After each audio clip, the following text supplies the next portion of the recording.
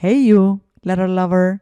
Want to discover the holy grail of lettering? Take a vow of loyalty to beautiful letter forms and set yourself up for success? Then join my free training, The 10 Commandments of Lettering. It's totally for free for a limited time. Head to martinaflor.com/commandments of lettering. See you there. Uno, dos, tres. Latina.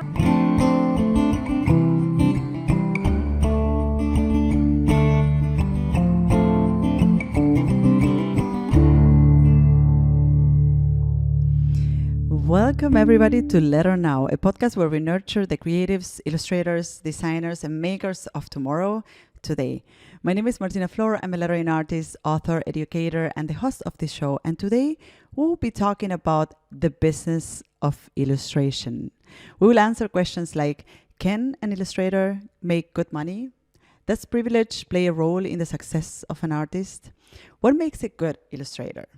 We'll cover this and more with today's guest, Jon Cockley. Jon is the co-founder of Handsome Frank, an illustration agency representing some of the finest contemporary artists on the planet. Working with more than 40 creatives across 5 continents, they serve clients in advertising, design, and publishing.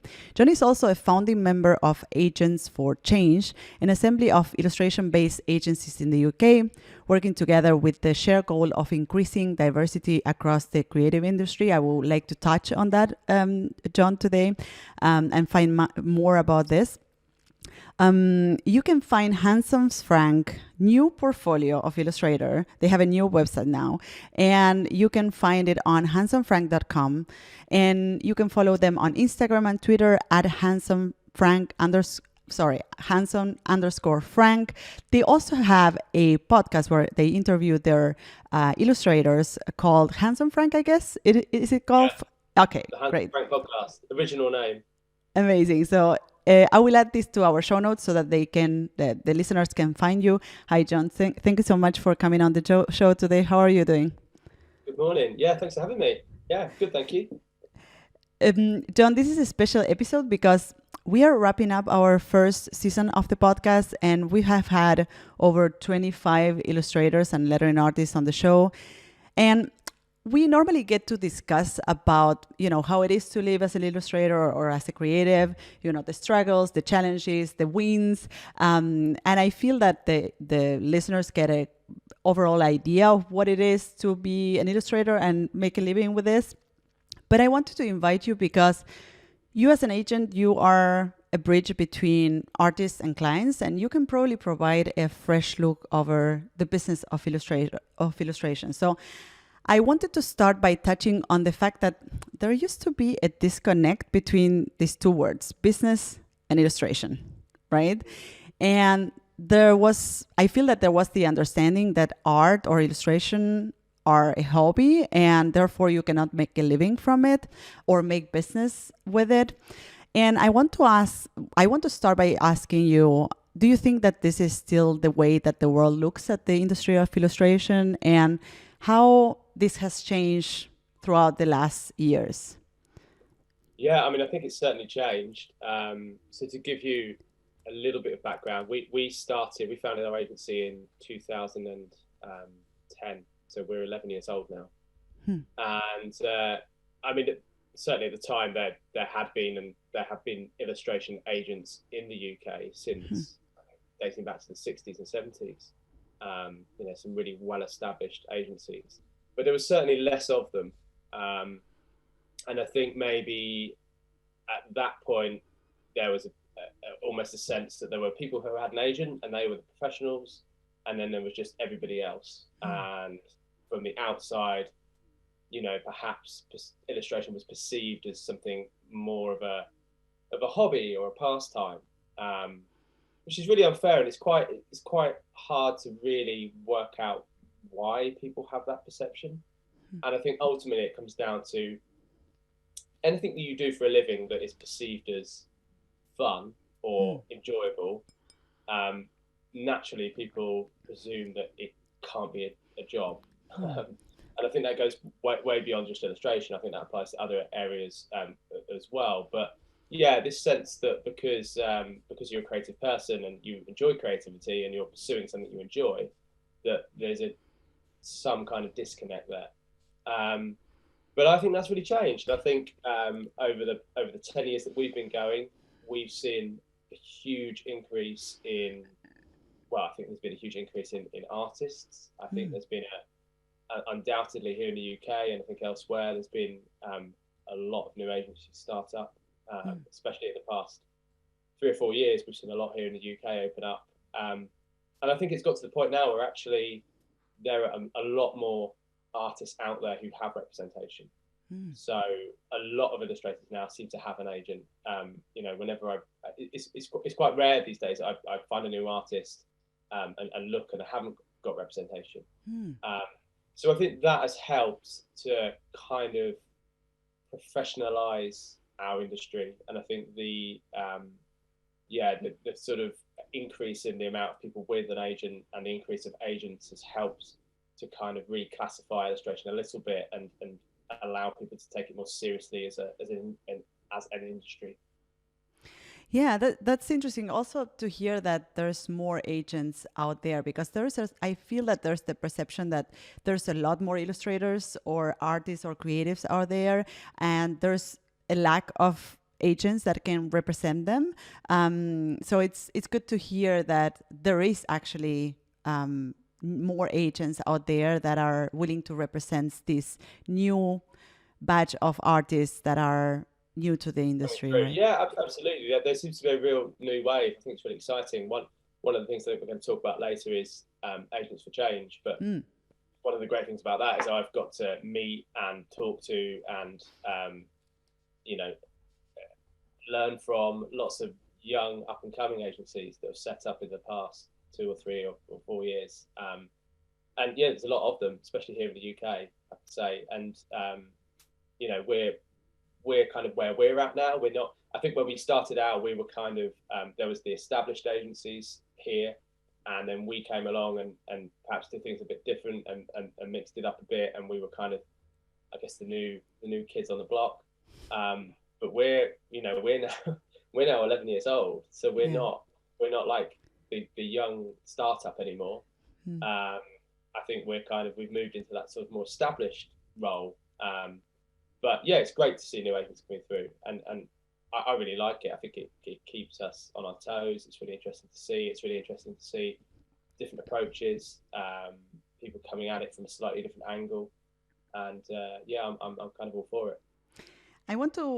I'm making a note on Agents for Change because I want to go back to that later on the show. But I think what you just said is a perfect segue to understand a little bit of why you started doing this. Like, why did you decide to go out, represent other artists out there? I mean, yeah. So to give you a brief background of me, I've never been an illustrator. I've never studied art. I never went to art school. I'm a bit of a fraud, really. So my background was, although I've always had a real interest in creativity and enjoyed art and enjoyed photography, but I found myself in my 20s working in publishing, and I was in sales, and I wasn't particularly good at sales, but it taught me some useful things. And I was working at a London-based publishing house for quite a dull kind of marketing title. It's no longer around. And there was this really, over the other side of the office, there was this really interesting, cool magazine. And I didn't really understand what it even was or what it was about, but that was Creative Review, which is a title here in the UK that is still going and sort of very well respected. And it's basically a magazine about advertising, design, creativity. So I quickly realized I wanted to work with those guys. So managed, within 6 months, managed to sort of engineer a way to get across the floor and work on that side of things.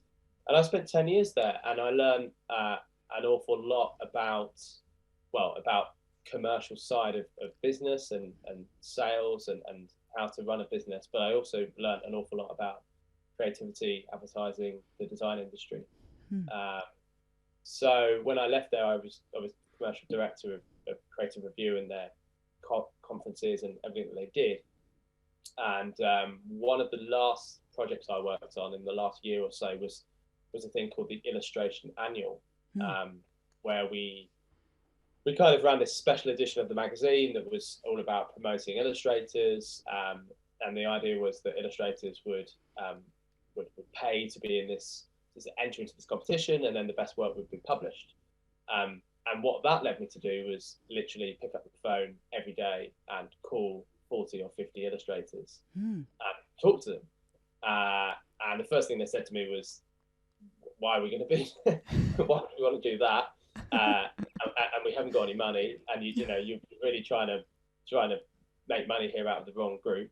But also I got into loads of conversations with them about their business, their industry, what they needed, what they were looking for. And that essentially was the catalyst for me. And I met, through that process, I met lots of illustrators, and the common theme for me seemed to be that there were lots of brilliant artists out there that either weren't great at the business side or didn't want to be, didn't want to invest their time and energy into that side of their business.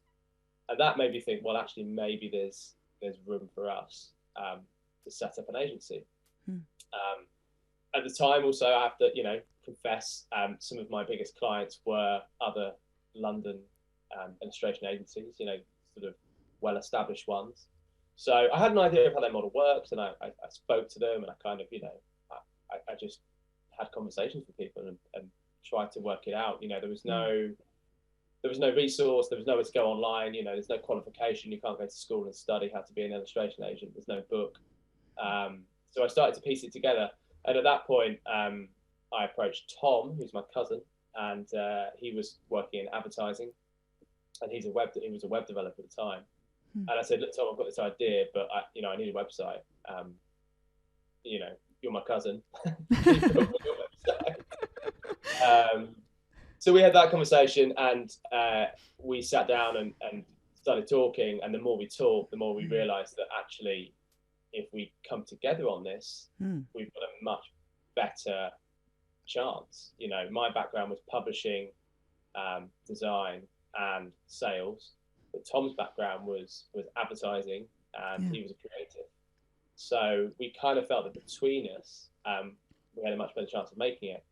So yeah, that was the start really, and we set up the agency, and we kind of we came to it with a slightly different approach to some other agencies. I think we right from the start we realised that we didn't want to make ourselves exclusive. We felt that was a slightly outdated and unfair system of working. And what I mean there is our artists are exclusive to us, like we're their only agent, but we allow them to work with people outside of what we do. And I think at the time we were one of the first agencies to do that, and I still don't know how many do that, to be honest. So our ethos has always been that your agent should find you more work. They shouldn't just take income that you're already going to get. So if a client comes to you off your own back, Martina, you know this very well. If somebody comes direct to you and you want to handle that, then that's absolutely fine. But what we want to do is find you more work on top of that. And I think that was kind of our USP at the start. We never charged our artists anything. We didn't cost them anything, and we didn't take anything from them. The only income, the only commission we ever took was from the work that we found. And I think what that allowed us to do in hindsight is, as a startup, we were able to have conversations with people and sign artists of a really high standard because we were offering them something new. We were offering them kind of a fairer deal. And we had nothing to show for it at the time. I'm very grateful to the people that kind of took a punt on us, because at the time we didn't even have a website. But people bought into that idea that we were trying to slightly change the model. And that was really the start. Sorry, that wasn't a very short answer. That's interesting, because you sort of set some new standards for the industry, and this is what actually allow you to have conversations with high standard artists or high range artists, right? Yeah. So, and a follow-up question here will be, okay, you decided to start this illustration agency, and how were the first step towards finding the first illustrators? Because I I can imagine that someone listening right now, or your insights could be useful for someone listening right now who is looking for an agent. And, it's interesting to understand what are agents looking in an illustrator when they go out there, find them, right? So what were the first things you were noticing, or the things you were focusing on when you first started looking for illustrators? I mean, I think there's a couple of levels to this answer, really. I mean, the first thing to say is obviously 11 years ago, the landscape was very different in terms of where you found people, where you went looking for people. There was no Instagram. I think Twitter was just starting. Twitter was actually really key for us at the start, but I'm not sure how many artists we found through Twitter, but we certainly managed to build sort of a community through it quite quickly. Creative Review was a huge resource. That illustration annual kind of those conversations that were sparked from that was a huge bonus. There were, at the time, there were these directories that people would pay to be in. So these directories of illustration, you don't really see as much anymore. But printed books. So I'd go through that and find people, and just scour through the internet, looking at websites, finding people that weren't represented. I think the second thing to say is, for us at the time, we were looking for very different things then to what we look for now, and I think it's also fair to say we made a lot of mistakes in the nicest possible way. Can you tell a little bit about that? Like, what? I mean, not mistakes, because we're talking about people here, but that we signed illustrators that ultimately didn't work. And I think the interesting thing about an agent-artist relationship is it's a very symbiotic relationship. Like it either works for you both, or it works for neither of you. You rarely have a situation where one of you's happy and the other one isn't. And I think what me and Tom did initially was we signed people based on work that we loved. It was well, we like it, and we were maybe a bit arrogant with the presumption that, well, if we like it, everyone else will. Whereas now I think we're a little bit more not detached. There's still us, our aesthetic taste is in there, but it's more of a pragmatic, business focused decision making process. So we're not just thinking, do I like this? Would I hang it on my wall? And actually, coincidentally, a lot of those people that we signed and it didn't work out with, I still have the prints on my wall, and I still talk to them occasionally, and it's all fine. But now we're kind of drilling down a bit further and saying, well, do we like this person? Yes. Secondly, who's behind the work? We want to meet them, we want to talk to them, we want to find out about them, we want to find out kind of where they're at and what their ambitions are, and what their approach is. And then beyond that, we're saying, well, where commercially is this work going to live? It's well and good having a beautiful portfolio of work on your website, but if you're not talking to, if you're offering something to your clients can't use or don't want, then it's not going to work. So we're a lot more commercially minded. Tom has this thing he calls the logo test. He'll look at somebody's work and he'll kind of cover over the corner of the page and think, well, what logo could sit there? Which brands do I see this working with? Where would this live in the ecosystem of our clients, on what platforms, to what end? I think that's really important. I think they're really important questions for an agent to ask, and I think they're equally important questions for an artist to ask. Totally. When you're creating something, when you're making something, and there's nothing wrong with making something purely to please yourself, but that's probably falling more into the world of art, because you're creating something for yourself because you want to, and you're putting it out there, and hopefully somebody will buy it. Whereas commercial illustration is more about, okay, I'm going to think about where I want to work, the kind of clients I want to work with, what those clients want, and I'm going to put that in the shop window and show that I can deliver that. I think that's a great insight on thinking, also for illustrators, as you said, like thinking, where can which brands can my work coexist, right? And this is also a great insight for you to look for those brands when you're looking for clients as well. Identify which clients can really resonate with the kind of work you do. So Jon, as you know, this is a listener-driven show, so I'm looking forward to hear more of these insights as we go down the questions we have. Some questions coming from social media. And Okay. then I have some follow-up questions for you that I'm personally curious about.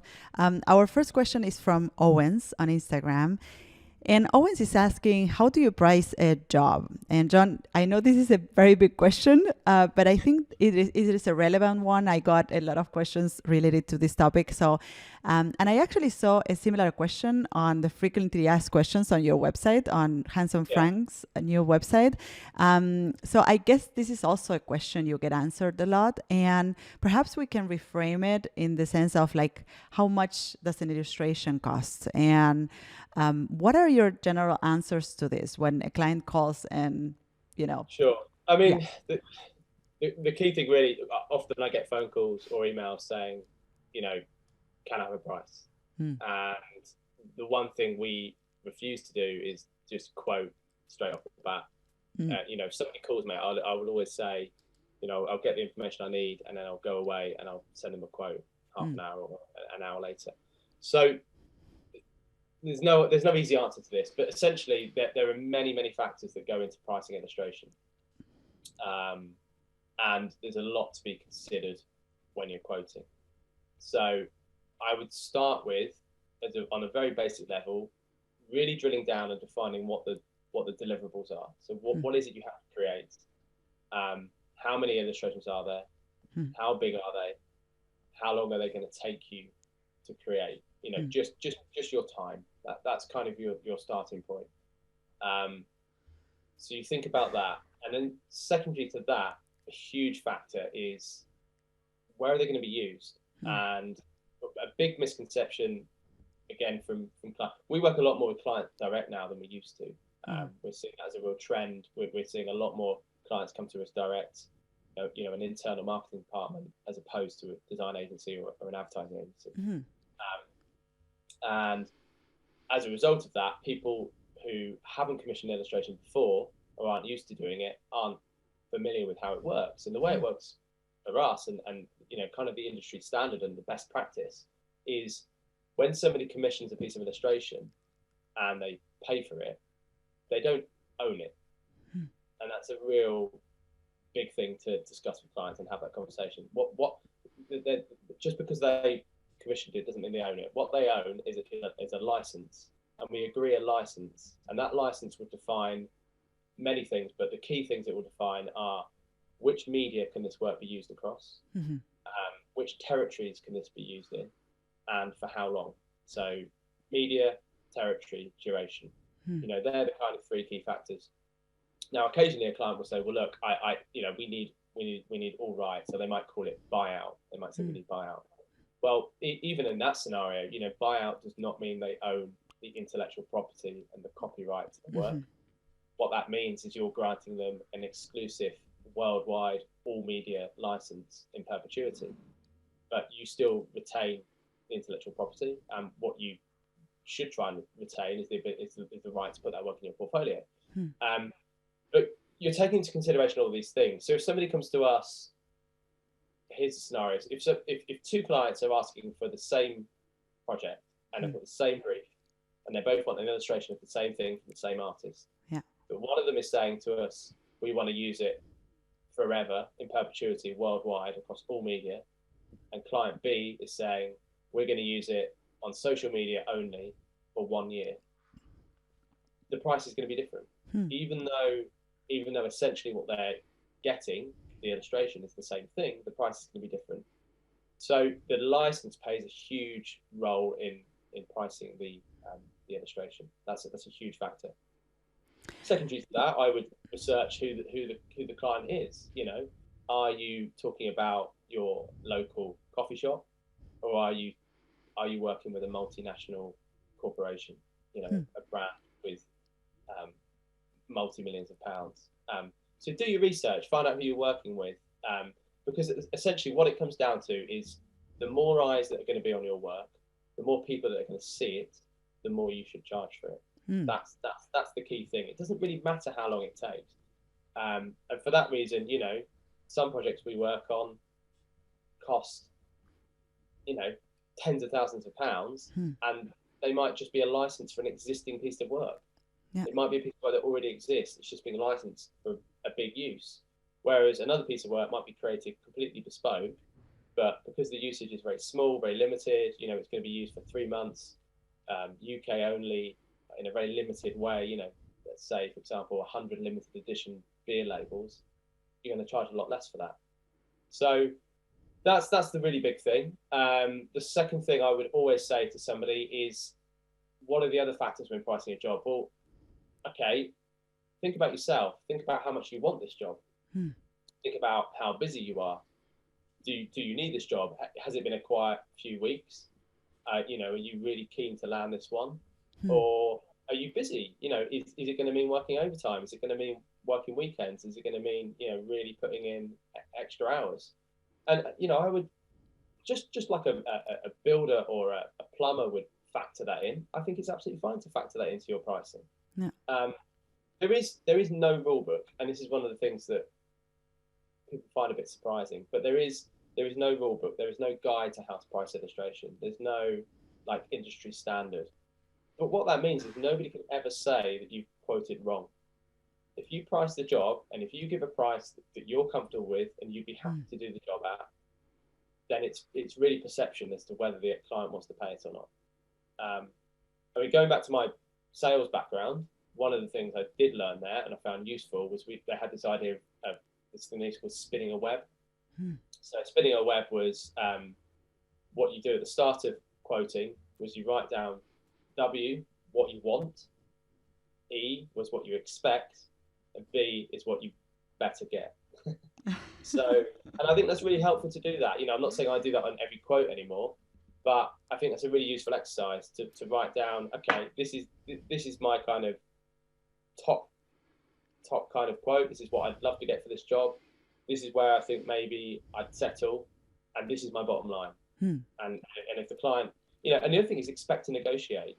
Again, because nobody can say you're right and wrong. Nobody can say your price is wrong, but clients expect to negotiate. I would say 95% of the projects we work on, there is some negotiation on the quote. And if there's not any negotiation on the quote, you probably went a bit too low. So expect to negotiate, try and get comfortable with that. Give yourself a structure, know where your W and your E and your B is, and just be confident. And, at the end of the day, like I say, nobody can say you've priced it wrong. Nobody can say what you've asked to pay for a job is wrong, because that is what you would like for the job. And if somebody's not willing to pay it, they can find somebody else. And I was wondering, how do you deal with a client that sort of has the mindset of what we were discussing right in the beginning about okay, this is a hobby. This is not really, they're actually enjoying what they're doing. So I'm not expecting to pay as much for it. So how do you react, or how do you talk to a client that approaches you with that kind of mindset? But that, I'm not trying to judge in the sense of I think that there's many people out there that are not acquainted or not familiar with the illustration business. So oftentimes a client that comes to me and they don't really understand what they're paying for, or what the complexity of what they're commissioning. How do you go about it? I think, a big part of what we do is try and educate people. It's very when you're in this illustration world and quite immersed in it, you kind of presume that everybody understands it. It's an incredibly niche part of the world that we work in, So yeah, a big emphasis of what we do at Handsome Frank, and hopefully something our clients appreciate is we treat whether somebody's commissioned art 100 times before or whether it's their first time, we try and treat them the same way and talk them through the process. And if they have questions, no matter how naive they might sound, or how no matter how basic their understanding is of how things work, we'll talk them through it and explain it. I think that's really important. You can't presume any knowledge on other people. It's not for them to know these things. It's for us to tell them. occasionally I send a quote and I get a reply, you know, from somebody saying, wow, you know, I've just Are you crazy? yeah, are you crazy? That happens, and the reality is, I'm glad that happens Yeah. because you, you know, I know what we should be charging. Mm. You know, we do approximately 600 jobs a year. Mm. Um, so we've done over 6,000 jobs now, ranging from the smallest projects Mm-hmm. Yeah. to you know, really huge multinational global branding projects for you know, FTSE 100 companies. So we see the full spectrum of pricing. Mm. And what's really helpful for us as agents is because we're pricing every, you know, we probably price for every job that comes in, we probably send 5 or 6 quotes that don't come in. Mm. So, you know, that's not because of the price, that's because of so many factors. You know, that's because sometimes artists are busy or unavailable, or they don't want to do the job, or, you know, there's so many factors as to why a project happens or doesn't. But what it allows us, what it gives us the access to is this huge amount of data where we can look at it and say, well, look, there's 600 jobs here. You've asked me to quote on something that actually is very similar to a project we did 3 months ago or 6 months ago. And I know what we charged for that, and that gives me confidence that I know what this job's worth. So I think that's why having an agent is helpful, and I think that's why it's harder as an individual, because you have less opportunities to quote, and you have less of a data collection sample to refer back to as an individual. Yeah, and I think like listening to these numbers, you know, you just mentioned like we quote or we do 600 projects per year. I think listening to this number is also, I would say, something to look forward to for someone that is listening and is, you know, has the. We often hear in the podcast that there's the perception that the market is oversaturated and everyone is, or new illustrators or newcomers are worried about like, hey, is there a place for me in this industry? Is there too many people out there, too much competition? And listening to the numbers that you're throwing of all the jobs that you as an agency quote per year, gives an understanding of how much work there is out there and how much demand as well. And I think it's really grown. I think I was having this conversation yesterday. I think what we've seen over the past 4 or 5 years is the number of brands that are utilizing illustration and putting it into their brand guidelines and having it as some element of touch point of what they do visually has increased hugely. You know, I would say 10 years ago when we started out, there weren't that many brands that were illustration led. You know, there were some really bold, you know, the usual suspects that used illustration really well, and everybody knew who they were. But I think that's increased hugely. So that's one thing. I think what we're seeing is a massive increase in the breadth and types of clients that are considering illustration. I think the pandemic, in a funny, kind of strange way, has been good for the illustration industry, because what it meant is a lot of brands that previously relied on photography and live action they couldn't do photo shoots, they couldn't film.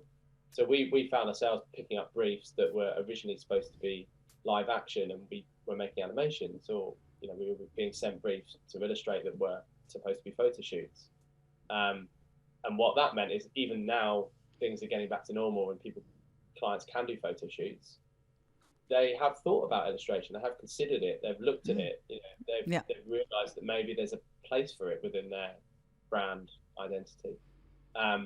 So that's really heartening. Yeah, I mean, all I can say is, yes, there's a lot of illustrators out there. There's a lot of agents out there. It seems to be growing by the year, but I don't see any slowdown in the appetite for illustration. I don't see, you know, I think there's more clients using it every year.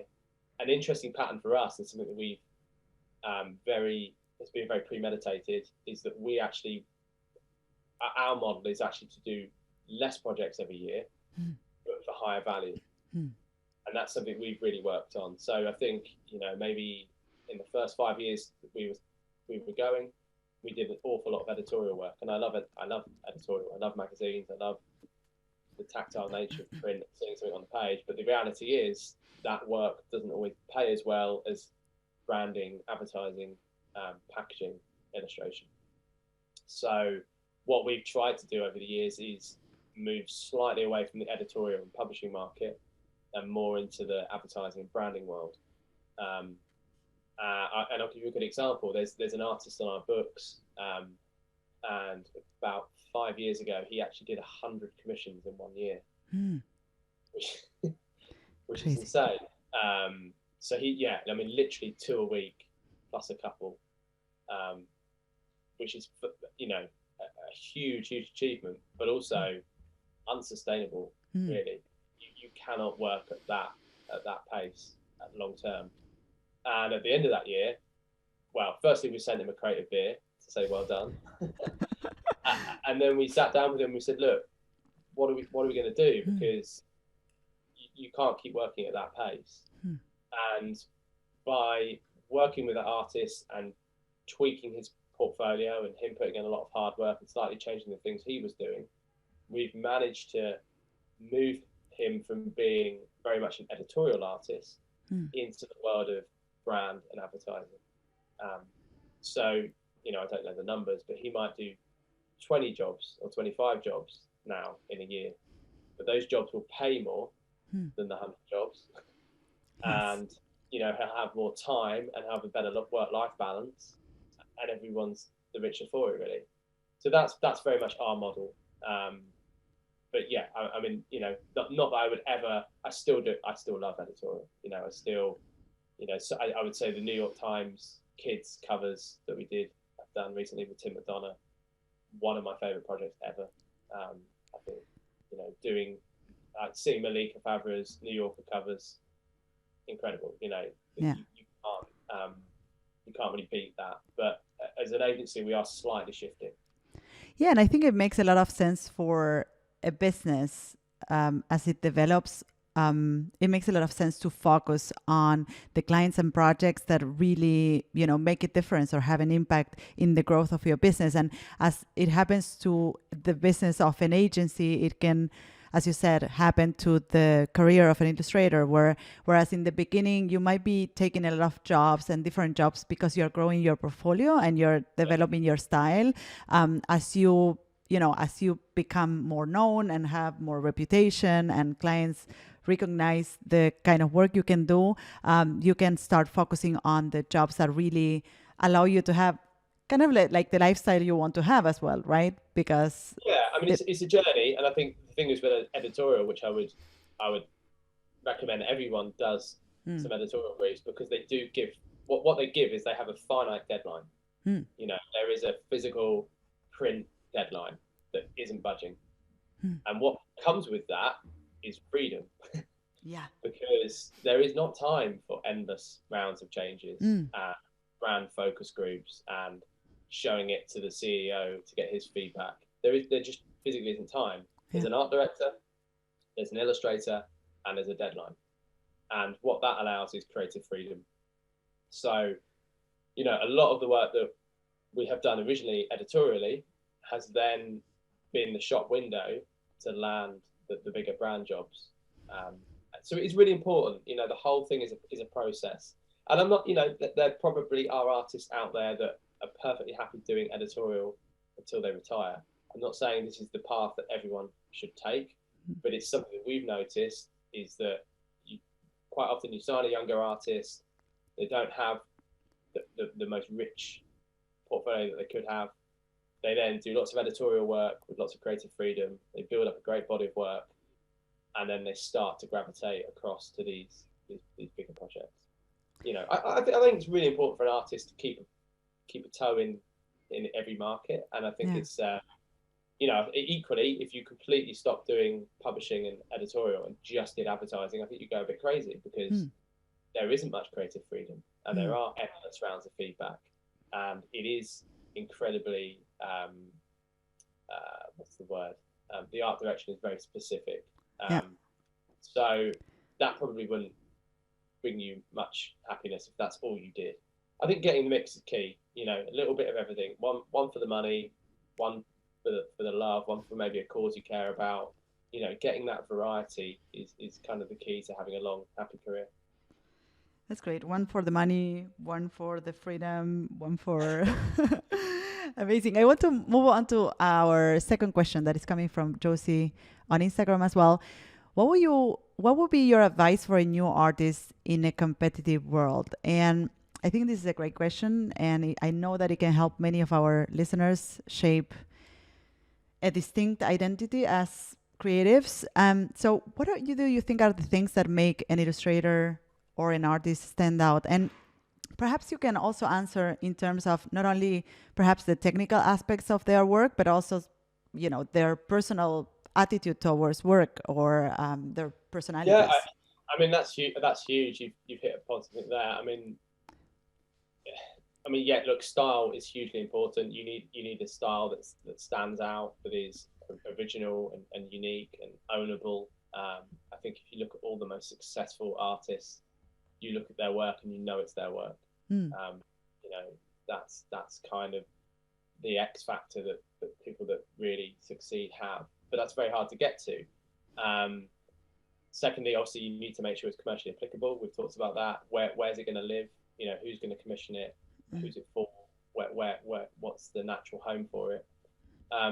But yeah, one of the things me and Tom, really believe and push is that you can have the most wonderful portfolio of, beautiful imagery, but we need to dig a bit deeper, really. We need to know how that work was created.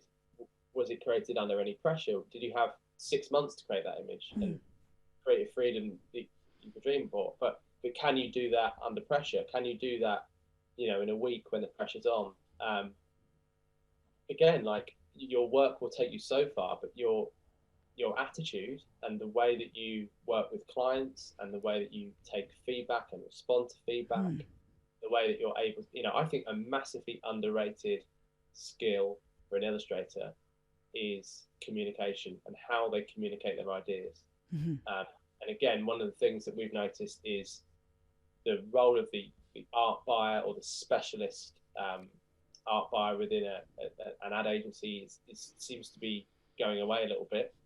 And what we're seeing is an increase of working with marketing people, marketing directors, marketing managers, client direct. And the big difference there is that they are less experienced at communicating what they want visually. So that skill gap is falling to the artist. The artist has to be able to communicate what they're going to do. Essentially, the person commissioning the work needs to feel confident and secure that they're going to get what they want, and the artist needs to be able to communicate to them what they're going to do, so there's no surprises. So communication is really important. Presentation of your work, how you send your work across, how you put it together. Do you just do a quick pencil sketch, take an iPhone photo and email it across, or do you put together a PDF with your brand and what volume of the project this is, and your ideas, and are you dropping in work there that shows them, it actually shows them what the leap will be from the draft to the main. Martina, you're great at this. The way you present your work, the way you think about your brand, the way every touch point of what you do feels like it comes from you. And I think that's really important. And again, I think all the most successful artists do that.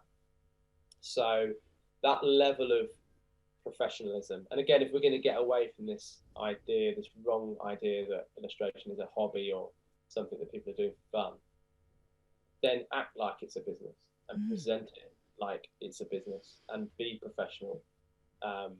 Hit your deadlines, be on time for your conference calls, present your work well, label your files correctly. They're the kind of little details that people think are less important if the work's great. Well, actually, they're just as important as the work being great. They're really, really key. And if you're going to have a long career and you're going to have clients that are going to come back to you time and again, keep using you, they're the things the client is going to appreciate. Yeah, and I see a couple of really interesting things in what you just said. One of them is communication. I feel that oftentimes artists don't or focus a lot on developing their skills and like their style, and they focus less on this communication skills. So I normally say that we hide behind our work, whereas Yeah. Nowadays more than ever it's important to be able to speak about your work and to develop those people skills, because you will be dealing with people throughout your career, throughout your business. So you actually need to develop these communication skills. Yeah, I don't want. and you need to defend your ideas as well. Sometimes Yes. you need to know when to stand up for your work and Mm, when to push back and when to concede. I think I always say, to clients, you've hired an expert, so mm, trust them. Listen to yeah. them. Yeah. But equally, and I think the illustrators have to appreciate that they're being paid to provide a service. Mm. So there's got to be a meeting in the middle. It's about collaboration, and that's really, really important. Yeah, and I think also something important about what you just said is this idea of treating this as a business, right? To have a process, to have standards, to have a way to present your work, because I think that artists, or we always had, or many of us had the idea that our work has to be, surprising and always different, and that we are chaotic, and that we don't have, we just create, we just sit down and create, and we don't have Yeah. any specific boundaries. Whereas I think that this kind of structures, allowing the, being a creative that has an established procedure, and that the clients know what they can expect from you, that a client that hires you today receives a certain service, and when they hire you again, receive the same kind of service, right? So the consistency, right? So I think these are really important things to consider, and I think these are really great insights for Josie, that I was wondering how, what would be the best advice for someone that is new to the industry. And I wanted to ask you, go back to the work you do with Agents for Change, and I want to ask you a little bit about what the purpose of this organization is, and what were the things that you were noticing that made you that made you feel that you needed to take action. Well, I mean, firstly, I can't take that much credit for everything. We are founding members, and I'm very actively involved. But this is a much bigger, this isn't Handsome Frank. There's some people behind this who are putting in a lot of effort and energy and time. But it is a real coming together, and I think it's. I mean, obviously the Black Lives Matter movement was kind of a catalyst, and I think every industry was suddenly asking questions of themselves about diversity and who they were working with. The question was also being posed by clients all of a sudden. So clients have never really been that interested in who creates the work, who's behind it.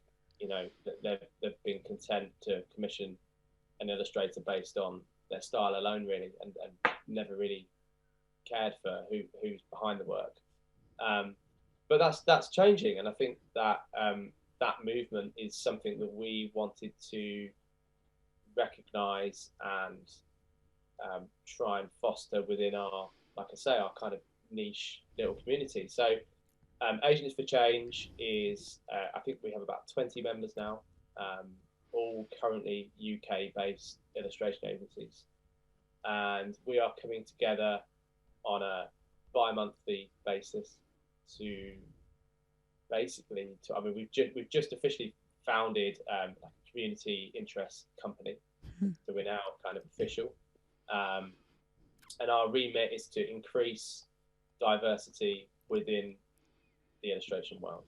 And that is, that's not just ethnicity. We're obviously looking at, sexuality, disability, learning difficulties, ageism, and just kind of holding ourselves accountable for how diverse we are as agents and looking at who we represent, but also trying to promote best practice in the industry.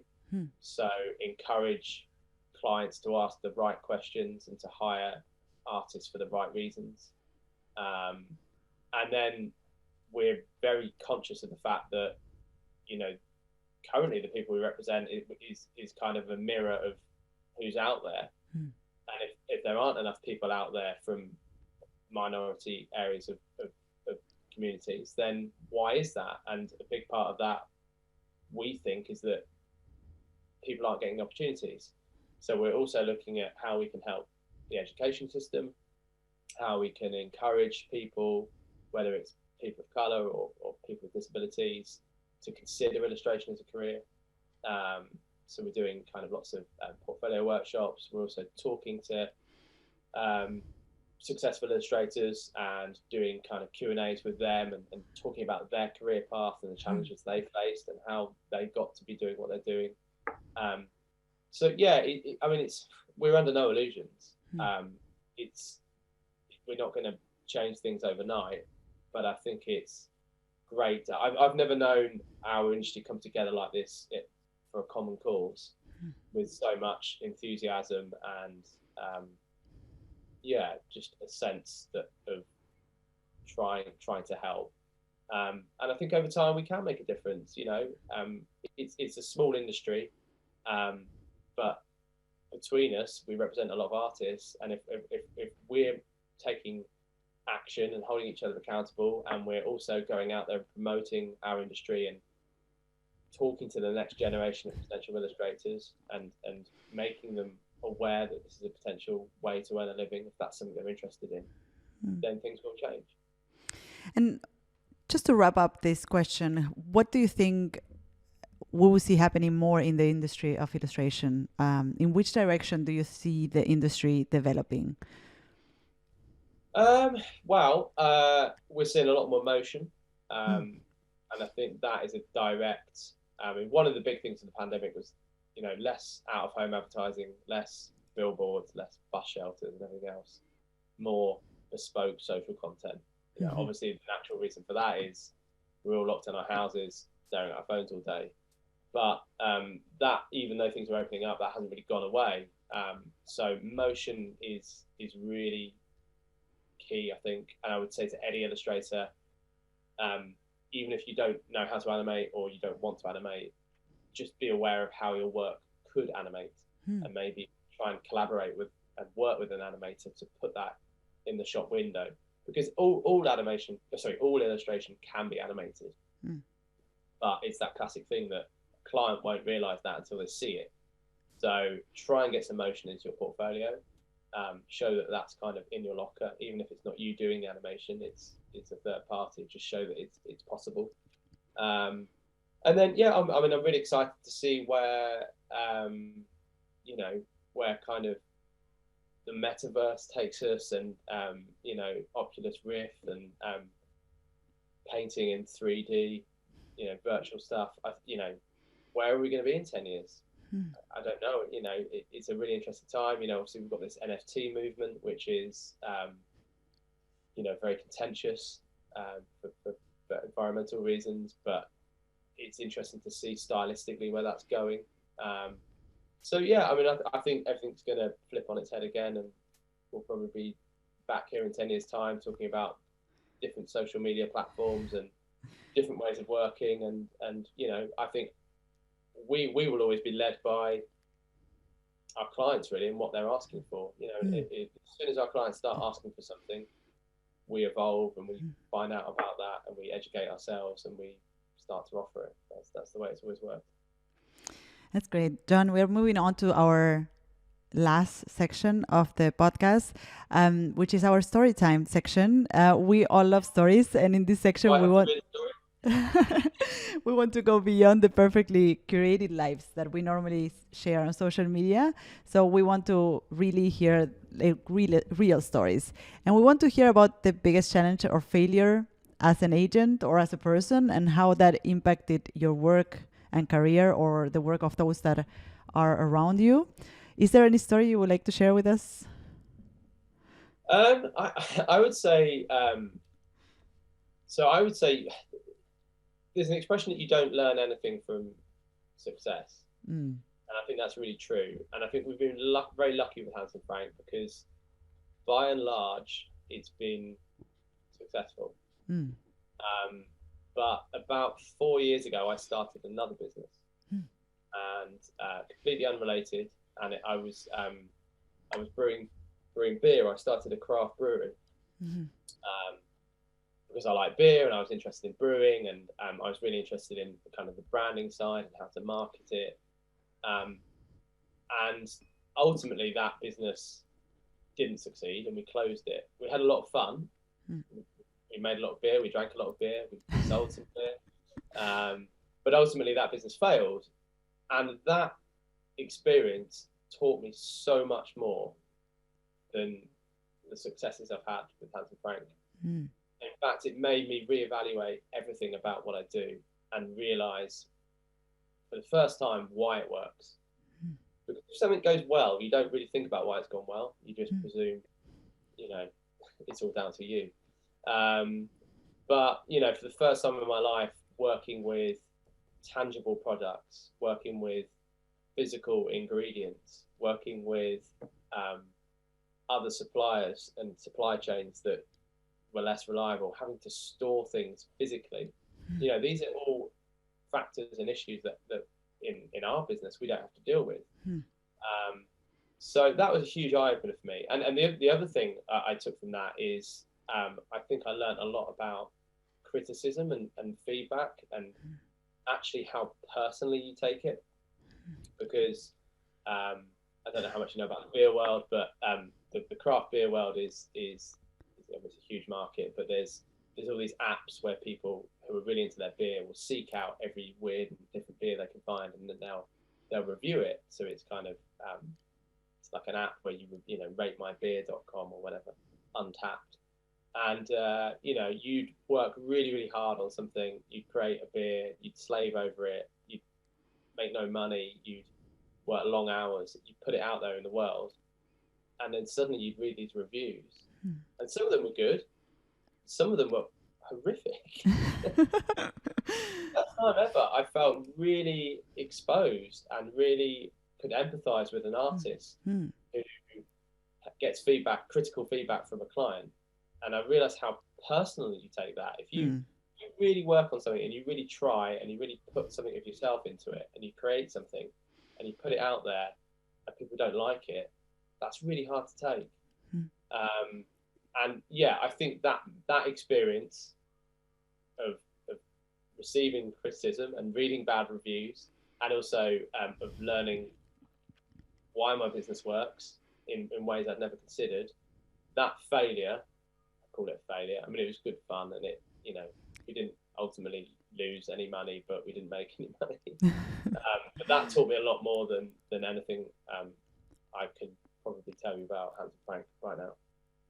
And it probably also confirmed that, you were doing great with your other business, with Hanson Frank. Like, hey, this is why it works. This works. Yeah, and also, I think my natural, as a person, my natural inclination is always what's next, what's new, where. And actually, for the first time, I was like, whoa, just, you've got a good thing going. Just concentrate on that. And, there are many directions we could go with Hanson Frank. But we resist that. We'd like to keep our offering kind of simple in a way. Just concentrate on being the best illustration agents we can be. We don't want to become a production house. We don't want to suddenly start selling merchandise and having a shop and having all these extensions. We just want to be the best at what we do and keep that offering quite simple. So again, I think that was an eye-opener. Yeah, and I can totally relate to that as an illustrator myself. Like, I feel that I also, in the earlier years of my career, I was, also going for the next thing. It's like, well, I want to open my shop and I want to do this book and I want to do that and that and that. And towards the last years of my career, I'm more like streamlining things, right? And I'm more focusing on the things that really matter to me, or where I find more joy, or where I find more that I do it easy, that it feels more easy, right? And it doesn't. Absolutely, yeah. I've stripped a lot of stuff like that out, really, and I think just having that focus and doing one thing well is enough. Yeah. You know, you don't have to be, as exciting as it is, you don't have to be constantly opening up new startups and moving on to the next exciting shiny thing, because you may be better off just sticking to what you're good at. Yeah, that's so good. So, Jon, this is the end of our show, and it was so great to have you and have you sharing all these stories and these wise words. Wow. So I will add all of your links to our show notes. Where can people find you, and what are the projects they should go check on? Yeah, I mean, the big thing for us, we just launched a new website, which is handsomefrank.com. And that is a big step up for us, I think, in terms of the way it houses all of our content. So if you don't know us, you can go on there and just look at our artists and use it as a kind of resource tool to find illustrators. But there's a lot more content on there. There's a whole series of short films that we commission, artist films. There's a podcast series. We just released our 8th episode of that. Mm-hmm. You'll find kind of project case studies, but also thought pieces about the industry. There's an article on there about Instagram and the algorithm and how that affects illustrators. There's an article on there about illustration and why it's not a hobby, something we've touched on today. So yeah, check us out on the website. If you like what we do, then we're on Instagram, we're on Twitter, and yeah, we're hoping to do more events. At the moment, I seem to be talking a lot online. It would be lovely to do something physically in person again soon. But yeah, follow us on social media and you'll kind of see what we're up to. Amazing. So I will add all of this to the show notes. So this is it. For everyone listening, you can find me, the host of the show, on social networks at Martina Flor, on Instagram, Twitter, and Facebook. If you have a question or comment, go to martinaflor.com/podcast, where you can see previous episodes, find show notes, and send voice memos with your comments and questions. You can also watch these episodes on YouTube. Just go to martinaflor.com/YouTube to find them. You can, of course, listen to all of our episodes on your favorite podcast platform. Thank you so much, Jon, for being there today and for the great conversation. If you love this episode, subscribe to this podcast. And if you leave us a review, it will help others find us. Thank you all for listening, and see you in the next episode of Learn Now. Bye-bye.